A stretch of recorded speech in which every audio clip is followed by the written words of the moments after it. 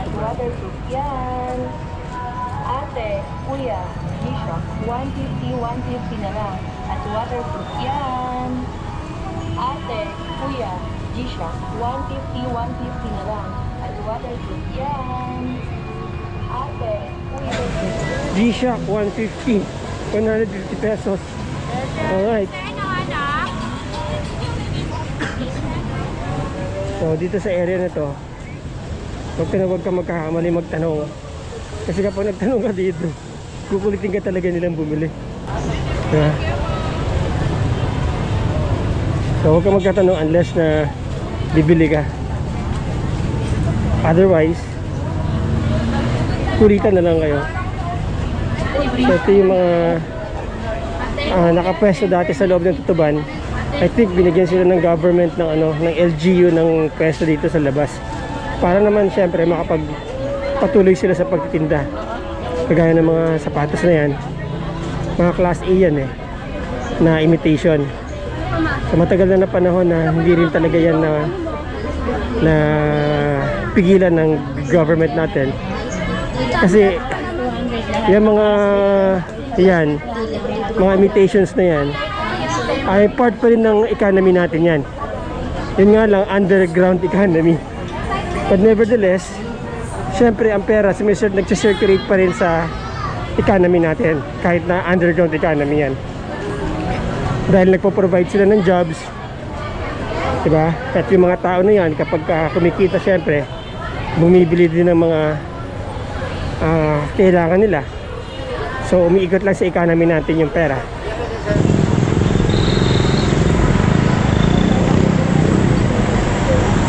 Pang 68 shopping mall. Tapos dito naman sa sa kaliwa pala. Okay. Tapos dito naman sa itong kanan ko, ito naman yung D8 mall. Yan.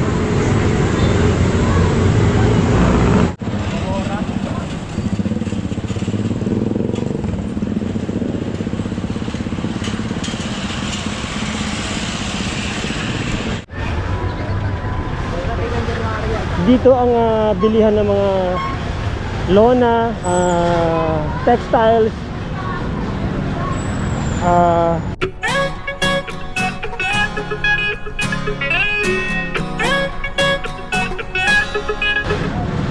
yung mga tawag dito, mga mat. Yan, dito ang bilihan. Sa itong area na to. Okay. So yung American vinyl linoleum, so dyan ako dati bumibili ng gamit para sa bahay, para sa resto. Dyan din ang may murang mga canopies dito. So this is along Juan Luna.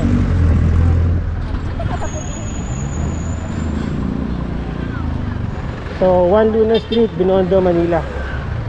Lona, ayan mura lang ang mga lona dyan. So di na tayo magtatanong, di naman kasi tayo bibili. Tapos yung mga ice chest nandito. Okay, White Horse. So again, nasa Juan Luna Street po yan. May masarap na kainan dito pero mamaya babalik ako. Ito, dito masarap kumain dito. Ayan. Babalik ako mamaya dito, kakain ako dito. Ito ako kumakain pag dito ako sa Divisoria. Serves well. Food center. Food center. So nandito yung mga lona. Ayan. Tindahan ng mga lona, mga vinyl, mga panlatag nyo sa sahig. Nandito nyo yan mabibili. Ayan, mga fishing net. Nandito po yan. Luna. Ito. So hanggang dun yan yung Juan Luna. Ngayon kakanan na tayo dito. So pag pumagawi pa kayo dyan, nandyan yung mga tindahan ng prutas. Marami dyan dun, banda dun. Tapos dito tayo. So, from One Luna, kakanan kayo, huwag kayong papasok dito sa kabila. Dito ako bumibili ng mga packaging. Pang spaghetti. Pang packaging ng spaghetti, palabok. Okay. Yung karton. White Horse. Diyan ako bumibili. Sila may pinakamurang spaghetti box. Kalimutan ko na tawag dun pero ito yon. Oops, sorry. Ito, wala na. Hindi ka na kumapit ka na. So, ayan. Dito ako bumibili. Okay. 100 na lang ganda 100. Sir, yan. Yes, oo. Katanong lang ako ng Sige po, pasok po. Pasok, sir. Ito ako dati bumibili. Magkano yung, anong tawag na yung sa karton ng spaghetti? Oo, yung dalawa yan, di ba? Yung silver at saka yung Ito. 280 sandaan. 280 ang 100 piraso. Yung hindi silver, 250. yung white lang, ang 100 piraso. Okay. Alright. So, dito ang pinakamurang bilihan ng mga ganyan. Dito sa Divisoria. So, maliit lang yung pwesto nila kung mapapansin ninyo. Hindi masyadong halata. So, yan. So, lahat ng mga kailangan nyo para sa mga packaging nyo, dito yan. Basta anong street po ito? Basta ng slip to? Magdalena. Santa Elena. Okay, Santa Elena po. So, ito na yung Divisoria Mall. Okay. So, from here, Divisoria Mall, yan ang entrance niya. Dito siya banda. Yung binibilhan ko ng mga murang ziplocks, pang tawag dito, pang vacuum seal, nandito lang yan sa area na to. Nasaan na ba ako? Naliligaw na yata ako. Saan ba yun? Doon. Okay. Tuturo ko rin sa inyo yung murang bilihan ng mga spices. Alright. So yung mga nakapreso dito sa labas, nag-outsource din lang yan sa bandang loob. Okay. Usually yung mga nandoon banda. Kagaya ng mga yan, niripack na lang nila yan Pupuntahan natin yung talagang source nila, yung wholesaler.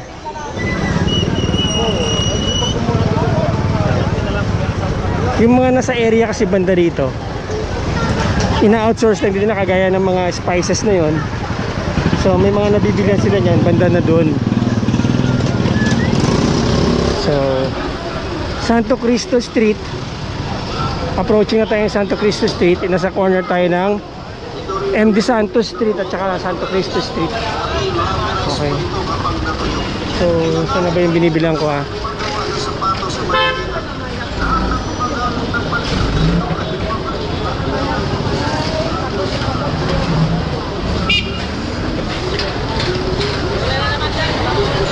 Ano ba yung binibilang ko? Ito yata. Ito pala. Yan, ito. Wala na sila dito.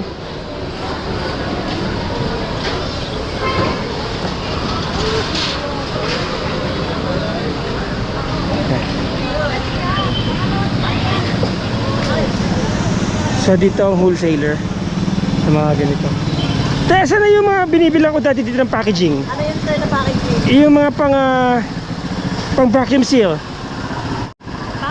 Mga pang vacuum seal na plastics. Vacuum na plastic. Meron sa bodega na siya ngayon sir. Ito pa rin yun. Dito pa rin mabibili, magtatransact. Wala na kayong display. Wala na kami display, wala na kaming bahay. Na-clearing.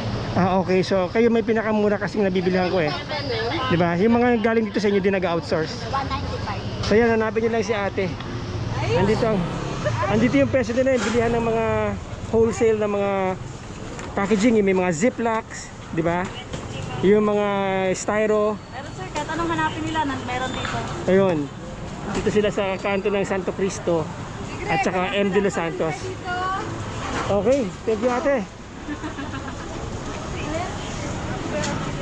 So, yan. Nag-clearing na kasi kaya wala na sila. Ngayon, yung mga tindahan ng mga binibilan ng mga beans, mga ano, pupuntahan natin yan. So, usually dito lang yan. So, dito kayo titingin ng mga pang wholesale. M. de Santos Street. Dito rin ako nakakabili ng mga murang mantika, lata-lata. Sa mga bumibili ng mantika dito dati. May murang bilihan ng mantika dito eh.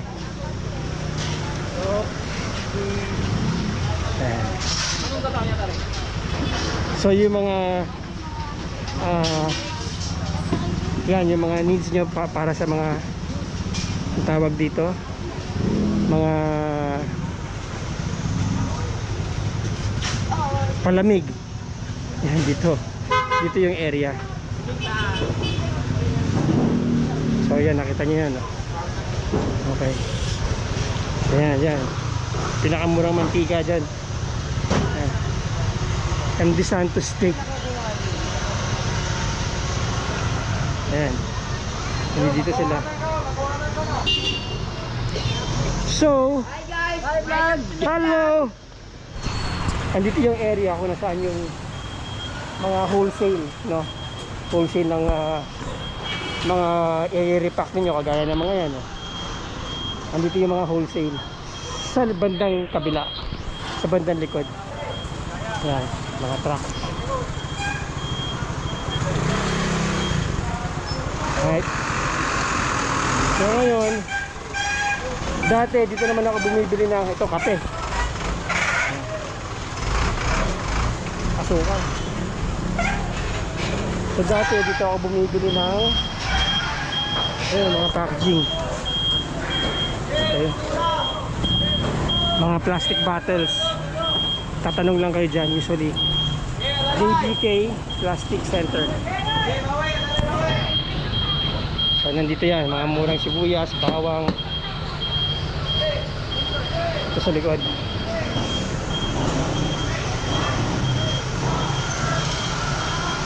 Harina. So ayan yung mga spices, munggo, beans and everything. Mga wholesale, nandito po lahat yan. Seeds and spices trading. Elcano Street, Binondo, Manila. Okay. So dito lang kayo titingin kapag gusto nyo ng wholesale, mababang presyo. Elcano. Ayan, mga beans, munggo, mais, sa ibang beans. Mantika, nandito yan, wholesale.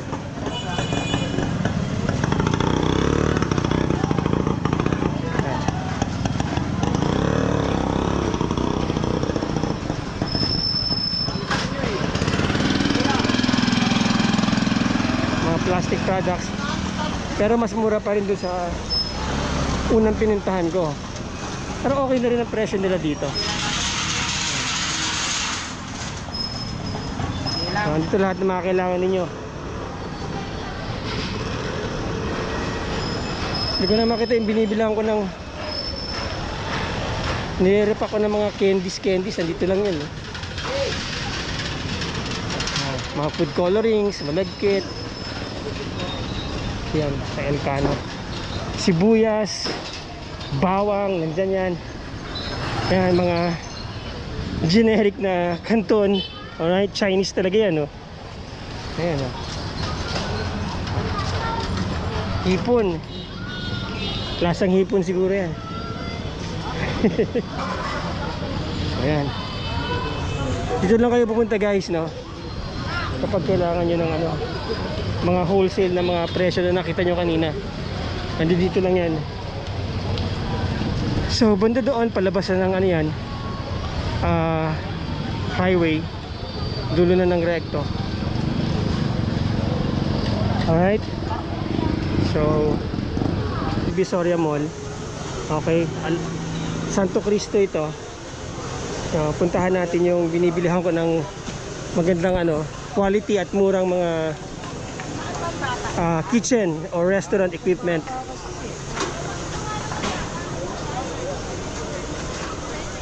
Pusa kaya dyan. Yung unahan doon, Recto. Tapos ito Santo Cristo. Sa kanto may 7-Eleven.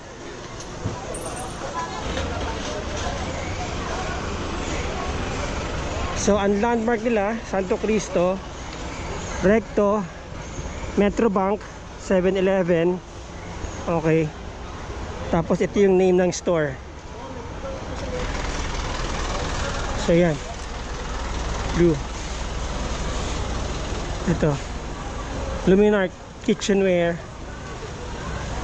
Trading. Yan.